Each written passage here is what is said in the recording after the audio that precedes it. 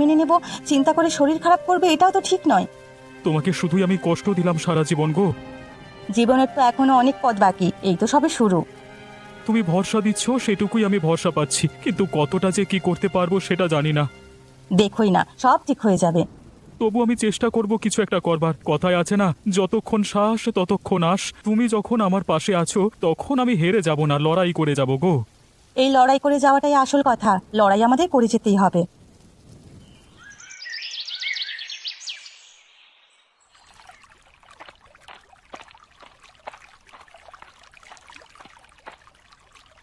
কি হয়েছে রতনদা, এরকম মাথায় হাত দিয়ে মাঠের মধ্যে বসে কাঁদছো কেন? হ্যাঁ, দেখো ভাই, আমার ধানগুলো সব পেকে গিয়েছিল, আর ঠিক সময় বৃষ্টি এসে সব নষ্ট করে দিল। গোটা মাঠের ধান বৃষ্টিতে পচে নষ্ট হয়ে গেল আমার গো। তাহলে মাথায় হাত দিয়ে কাঁদলে কিছু কি হবে? কিন্তু আমি কি করতে পারি বলো তো? আমি যার কিছু রাস্তা খুঁজে পাচ্ছি না। নতুন করে জীবনটা শুরু করতে হবে। আজকের দিনে একটা চাষ করতে গেলে কত টাকা খরচা হয় তুমি জানো তো? সব টাকা ধার দেনা করে জোগাড় করে জমিতে লাগিয়েছিলাম, বিশ্বাস ছিল এবারে ভালো ধান হবে, কিন্তু সব একেবারে মাঠে মারা গেল গো। তুমি একবার ভেবে দেখো তো, শুধু কি তোমার সাথে এরকম ক্ষতি হয়েছে? আরো কত লোকের সাথে এরকম ক্ষতি হয়েছে, তারা কি তোমার মতো হেরে যেতে চাইছে? কিন্তু আমার ঘরে বউ আছে, ওকে সংসার চালাতে হয়, ওকে আর কত কষ্ট দেবো আমি বলতে পারো? বউ সবার ঘরেই থাকে, সংসার সবাইকেই চালাতে হয়, হেরে সবাই যায়, তাহলে উঠে দাঁড়ানো জেদ রাখতে হয় গো। যারা উঠে দাঁড়ানো জেদ রাখে তারাই একমাত্র উঠে দাঁড়াতে পারে। কিন্তু আমি কিসের ভরসায় দাঁড়াবো বলতে পারো? নিজের ভরসায় দাঁড়াবে, বাকি আমরা তোমার পাশে আছি। তোমরা যে পাশে আছো সেটাই আমার ভরসা। শেষ চেষ্টা করে দেখবো একবার কত দূর কি করতে পারি।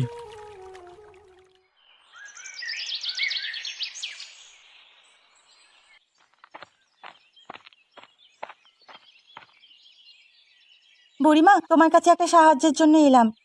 কি সাহায্য বলতো? কিছু হয়েছে নাকি?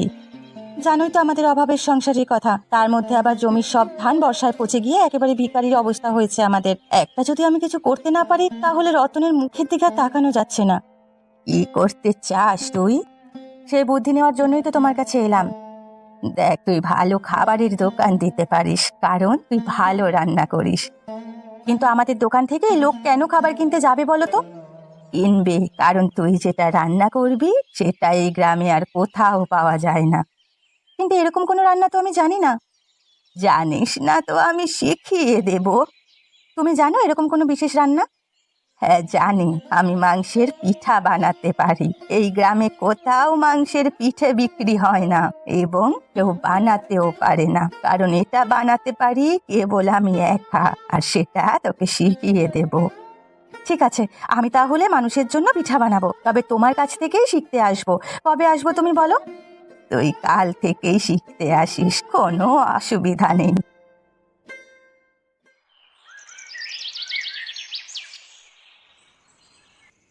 শোনো না, আজ বুড়িমার কাছে গিয়েছিলাম। আমিও গিয়েছিলাম পলাশের কাছে, মানে পলাশের সাথে দেখা হয়েছিল। কি বললেন বুড়িমা?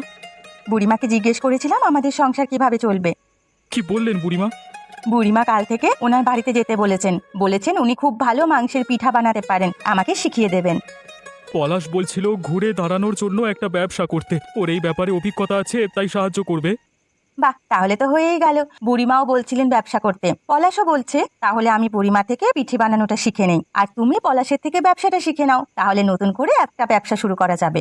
এমন ব্যবসা হবে যে এই গ্রামে এর আগে কখনো কেউ করেনি। তবে আমাদের দোকান চলবে। তাছাড়া বুড়িমা খুব ভালো রান্না করতে পারেন, আর তাছাড়া শহরে যাওয়ার কারণে পলাশেরও ব্যবসার বুদ্ধিটা খুব ভালো। আমরা নিশ্চয়ই ঘুরে দাঁড়াতে পারবো, কি বলো? হ্যাঁ, যদি আমরা ঠিকঠাক করে চালাতে পারি নিশ্চয়ই পারবো।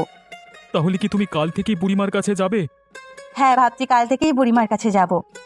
যত তাড়াতাড়ি শুরু করা যায় ততই ভালো। হ্যাঁ, শুরু যখন করতেই হবে তখন তাড়াতাড়ি হওয়াই ভালো। অন্তত এভাবে অভাবের জ্বালা তো আর সহ্য করতে হবে না।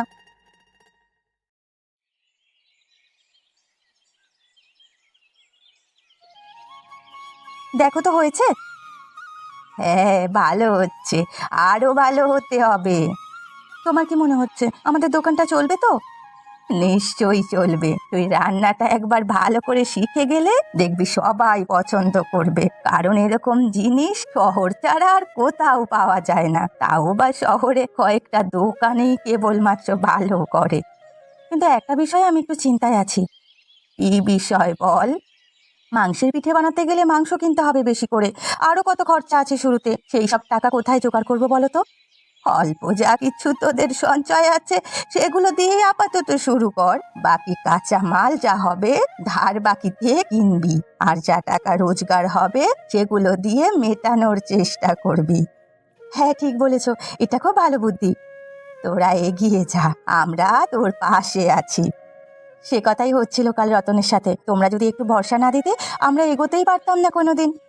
এই ভরসাটা আছে আর সারা জীবন থাকবে, চিন্তা করিস না।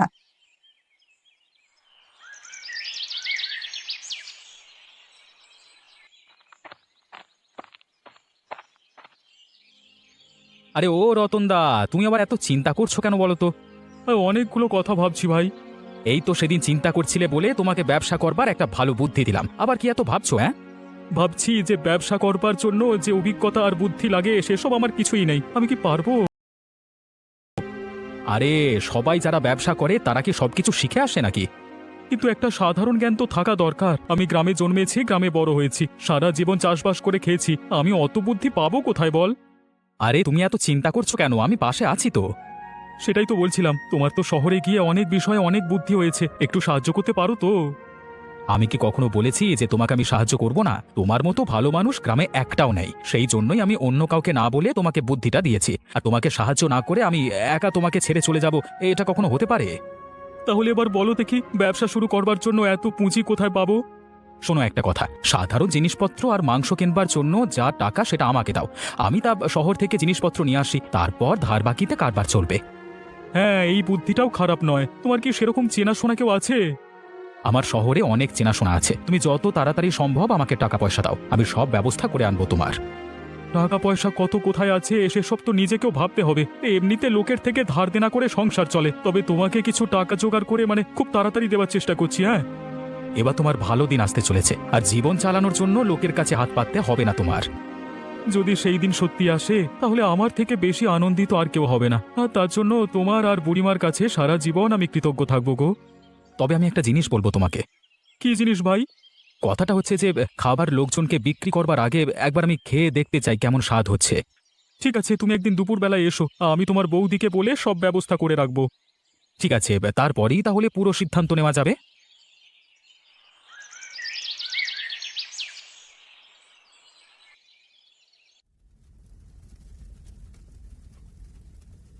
পলাশ, তোমাকে আর দুটো পিঠে দিই।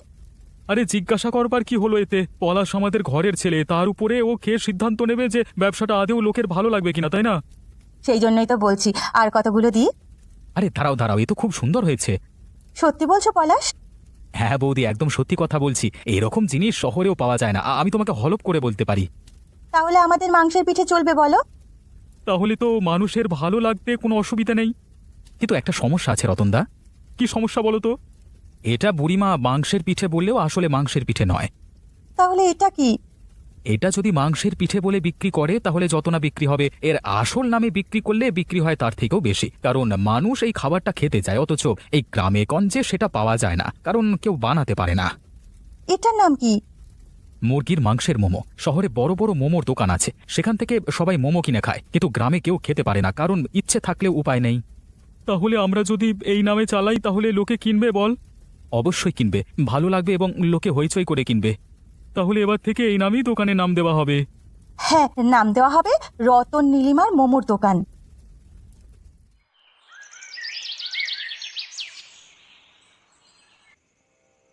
শোনো না, সবই তো হলো, একটা কথা বলার ছিল। হ্যাঁ বলো, কি কথা বলবে? কথাটা হচ্ছে, বুড়িমা বলছিল যে আমাদের কাছে জমানো টাকা পয়সা যা আছে সেগুলো দিয়ে আপাতত ধার বাকিতে ব্যবসা শুরু করতে। পলাশ আমাকে ও কথাই বলছিল, কিন্তু আমাদের কাছে টাকা কোথায়? যা জমানো টাকা পয়সা আছে সেগুলো এক জায়গায় করে দিয়ে দাও। পলাশকে দেবো ভাবছি, কারণ ও বলেছে শহরে অনেক চেনা জানা আছে, শহর থেকে নিয়ে এসে ব্যবসা করবে, প্রথমে ধার বাকিতে আনবে কিছু কিছু টাকা দিয়ে, তারপর আমরা ব্যবসা শুরু হয়ে গেলে মিটিয়ে দেব। হ্যাঁ, ওর অনেক বুদ্ধি আছে, ওকে দায়িত্বটা দিয়ে দাও, ও ভালো করে করতে পারবে। তোমার এই পুরনো ভারে যা টাকা জমানো আছে কালকেই ভেঙে আমাকে দিয়ে দাও, কালকে আমি পলাশকে সব টাকা দিয়ে দেব। এবারে মনে হচ্ছে আমরা সফল হতে চলেছি। আমারও মনে হচ্ছে দুঃখের দিন কাটতে চলেছে, যদি ব্যবসাটা একবার দাঁড়িয়ে যায় তাহলে আর আমাদের কষ্ট করে লোকের কাছে হাত পাততে হবে না। লোকের কাছে হাত পাততে কি আমার আর ভালো লাগে বলো? ভীষণ মান সম্মানে লাগে। লোকের কাছ থেকে অপমানিত হতে আমার খুব খারাপ লাগে। নিজের বুদ্ধিতে ব্যবসা করে খেলে জীবনে একটু শান্তি পাবো, আর তোমাকেও একটু সুখের দিন দেখাতে পারবো। তুমি যে দিনের শেষে শান্তিতে ঘুমোতে পারবে সেটাই আমার কাছে সব থেকে বড় পাওনা। এর থেকে বড় আমার কাছে আর কিচ্ছু নেই। দেখো, জীবনে টাকা পয়সা তো আসতেই থাকবে, কিন্তু তোমার প্রতি আমার যে ভালোবাসা আর আমার প্রতি তোমার যে ভালোবাসা, এটাই রয়ে যাবে চিরন্তন। এই ভালোবাসাকে সঙ্গে করে আমরা এগিয়ে যাব। ভালোবাসা না থাকলে আর জীবনে কি আছে বলো তো? এত অভাব, এত কষ্ট লাঞ্ছনার মধ্যেও শুধুমাত্র তোমার মুখের দিকে চেয়েই তো বেঁচে আছি। এই যে মাঠে আমাদের সব ফসল নষ্ট হয়ে গেল, এরপরে বেঁচে থাকার আমার একটু ইচ্ছে করছিল না, কিন্তু তুমি আমাকে ভরসা দিলে বলি তো আজকে আবার উঠে দাঁড়ানোর চেষ্টা করছি। দেখো, আমরা সেই চেষ্টায় ঠিক সফল হব। ওপরওয়ালার ইচ্ছে থাকলে নিশ্চয়ই হতে পারবো আমরা, সে বিশ্বাস আমারও আছে। ঠিক আছে, অনেক রাত হলো, এবার ঘুমিয়ে পড়ো। তুমিও ঘুমিয়ে পড়ো, কালকে সকাল থেকে নতুন যুদ্ধ শুরু করতে হবে, আর যতই বাধা বিপত্তি আসুক আমরাই জিতবো, বিশ্বাস রাখো শুধু।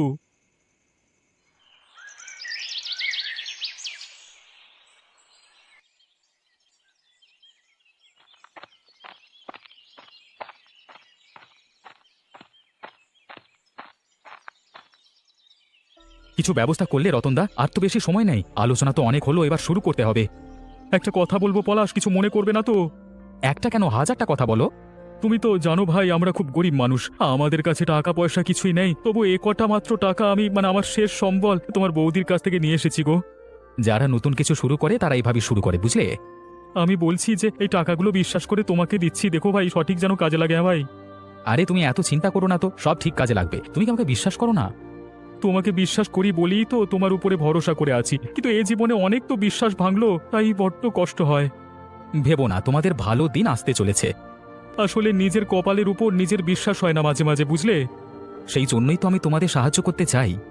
এই নাও, টাকাগুলো নাও, আর যত তাড়াতাড়ি সম্ভব জিনিসপত্রগুলো নিয়ে গ্রামে ফিরে এসো। সে তো অবশ্যই।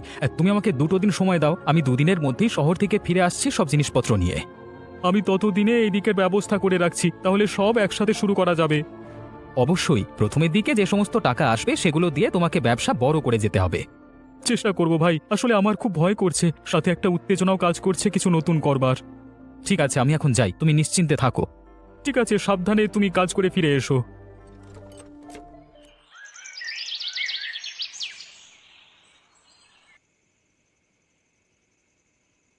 কি হলো তোমার? পলাশ কোথায়? তুমি যে ওকে এতগুলো টাকা দিয়েছিলে, এখনো পর্যন্ত তো ও ফিরে এলো না।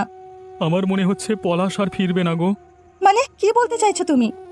আমি এই 1 সপ্তাহে ওদের বাড়িতে রোজ গেছি, ওর খোঁজ কেউ দিতে পারিনি। সেই যে আমার টাকাগুলো নিয়ে শহরে গেছে, তারপর থেকে আর ফিরে আসেনি। তাহলে কি আমাদের সব শেষ হয়ে গেল? এবার থেকে কি আবার আমাদের ভিক্ষে করে দিন কাটাতে হবে? আমি কিছু বুঝতে পারছি না, কয়েকদিন ধরে আমার মাথায় একদম কাজ করছে না। কিন্তু পলাশ কোনোদিন চিটিংবাজি করবে সেটা আমি স্বপ্নেও ভাবিনি। ভাবতে তো আমিও পারিনি, তাই জন্য তো ওর উপর ভরসা করেছিলাম। এদিকে ঝড় বৃষ্টি আসছে, ঘরের তো দূরের অবস্থা, কোথায় যাব কি করব কিচ্ছু বুঝতে পারছি না। গ্রামের অনেক লোক জেনে গেছিল আমরা নতুন করে ব্যবসা শুরু করতে চাইছি, সবার সামনে আমাদের মান সম্মান বলে আর কিছু থাকবে না গো। আমার খুব কষ্ট হচ্ছে, আমি মেনে নিতে পারছি না।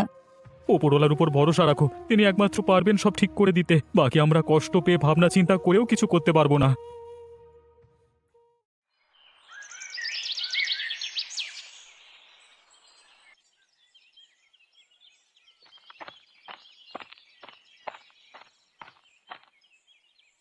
কি হলো রে, তোদের ব্যবসা কত দূর? পলাশ চিটিংবাজি করে চলে গেছে বুড়িমা, সেজন্য আমরা মাথায় হাত দিয়ে বসে আছি। সত্যি আজকালকার দিনে আর কাউকে ভরসা করা যাচ্ছে না। জীবনে এত বড় একটা ধাক্কা খেতে হবে কোনোদিনও ভাবিনি। এই অবস্থায় আমাদের বিষ খেয়ে মরা ছাড়া আর কোনো উপায় নেই গো। চারিদিকে যাওয়ার সব পথ বন্ধ হয়ে গেছে আমাদের, আমরা যে কি করব কিচ্ছু বুঝতে পারছি না। শোন, যখন সব পথ বন্ধ হয় একটা পথ খুলে যায়, আর সেটা হচ্ছে ওপরওয়ালার দেখানো পথ। আমি জানি তোরা সে পথেই চলবি। তুমি যে কি বলছো আমি তো কিছুই বুঝতে পারছি না। এখনো তোদের আশা ভেঙে যায়নি। ওপরওয়ালা তোদের শেষ পরীক্ষার মধ্যে ফেলে দেখছিলেন যে তোরা হেরে যাস কিনা, কিন্তু যখন হেরে যাসনি তখন তোদের পাশে তিনি দাঁড়াবেন। শুধু তোদের ঘুরে দাঁড়াতে হবে। কিন্তু কিভাবে যে ঘুরে দাঁড়াবো সেটাই তো বুঝতে পারছি না। আমি তোদের সাহায্য করব। আমার কিছু চেনা চেনা লোক আছে, তারা আর বাকিতে জিনিসপত্র দেবে, কিন্তু দোকান তোদের খুলতেই হবে, হেরে গেলে চলবে না। ঠিক আছে, তুমি যদি শেষ ভরসা দাও তাহলে আমরা চেষ্টা করে দেখতে পারি। ঠিক আছে বুড়িমা, তোমার ভরসা যখন পাচ্ছি তখন নিশ্চয়ই চেষ্টা করব। আমি সেই অনুযায়ী জোগাড় করছি, তোরা প্রস্তুত থাক।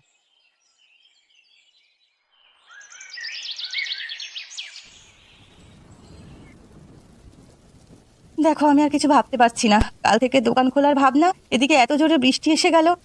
বৃষ্টি আসুক আর যাই আসুক, যদি ঝড়ে এই গ্রামে যায় তাও আমি কালকে দোকান খুলবই, আর এটাই আমাদের জেদ। কিন্তু তাতে তো ক্ষতির সম্ভাবনা বেশি। দোকান যদি আমরা কালকে খুলতে না পারি তাহলে ক্ষতির চিন্তা বেশি। যদি কালকে খুলতে না পারি তাহলে হয়তো আমরা সারা জীবনের জন্য হেরে যাব। কিন্তু যদি হিতে বিপরীত হয়, যদি ভালো করতে গিয়ে খারাপ হয়? আর কোনো খারাপ ভাবনা আমি ভাববো না গো। অনেক খারাপ আমাদের সাথে হয়েছে। যখন পিঠ থেকে গেছে দেওয়ালে, তখন ঘুরে দাঁড়াতে হবে এরপর। ঠিক আছে, তুমি যখন এতটা বিশ্বাস রাখছো আমাদের প্রতি, তখন কাল থেকেই দোকান খোলা হবে। কিন্তু ঝড় বৃষ্টি মাথায় করে কেউ কি আর খেতে আসবে? আসবে, লোকে জানে একটা ভালো কিছু জিনিসের ব্যবসা শুরু করতে চলেছি আমরা। আর তাছাড়া বৃষ্টির দিনে মোমো খেতে ভালোই লাগবে। তোমার যখন বিশ্বাস আছে, তাহলে কাল থেকেই আমরা ব্যবসা শুরু করব। সমস্ত অপমানের প্রতিশোধ এবারে ফিরিয়ে দিতে হবে আমাদের। সমস্ত চোখের জলের দাম এবারে উসুল করবার সময় হয়ে এসেছে।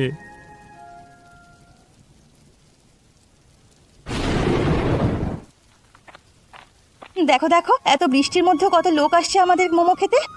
আমি বলেছিলাম না, একদিন আমাদের জয় হবেই। আসলে ভগবান তোদের পরীক্ষা নিচ্ছিলেন, তোরা ওর পরীক্ষায় উত্তীর্ণ হতে পারিস কিনা দেখছিলেন। দেখো, খেয়ে সবাই তোমার প্রশংসা করছে, তোমার রান্নার সুনাম করছে। আসলে এই রান্নার পিছনে যা প্রশংসা পাওয়ার সব বুড়িমার। আরে খুব ভালো হয়েছে খাবারটা। এই খাবারটা শহরে ছাড়া কোথাও পায় না তো, কিন্তু গ্রামে এবার যখন চালু করেছি তখন আমরা রোজ খাবো। আর তাছাড়া এত সুস্বাদু খাবার তুমি যে বানাতে পারবি কোনোদিন আমরা ভাবিনি। দেখেছিস তো, এবারে ব্যবসা তোদের বড় হবে। আরে ওই দেখো, পলাশ আসছে। ওই শয়তানটাকে আমি আজকে দেখাবো। কোথায় ছিলি তুই এতদিন? তোর জ্ঞান বুদ্ধি নেই? আমি তোমাদের কাছে হাত জোর করে ক্ষমা চাইছি। তোমরা হয়তো ভেবেছো যে আমি পয়সা নিয়ে চিটিংবাজি করে চলে গেছি, কিন্তু শহরে যেতেই এমন ঝড় বৃষ্টি শুরু হলো, আমি বিপদের মধ্যে পড়ে গেছিলাম। তারপর জানোই তো, শহর ভালো জায়গা নয়। কত লোকের সাথে কত ঝামেলা করে আজকে আমি ফিরে এসেছি। তোমাদের টাকা আমি সঙ্গে এনেছি, 1 টাকাও তোমাদের চিটিংবাজি করিনি। তোমাদের দেখে আজকে খুব ভালো লাগছে গো। বলেছিলাম না, পলাশ কখনো চিটিংবাজি করতে পারে না। দেখো, আমাদের দোকান থেকে সবাই খাবার খাচ্ছে, আমরা সুখের দিন দেখতে পাবো। এর থেকে বড় কথা, পলাশ যে আমাদের সাথে কোনো খারাপ কাজ করেনি, ও সুস্থভাবে ফিরে এসেছে, এটাই আমাদের কাছে সব থেকে বড় পাওনা। বৃষ্টির দিনে খোলা এই নতুন ব্যবসা এবার থেকে আমরা সবাই মিলে করব।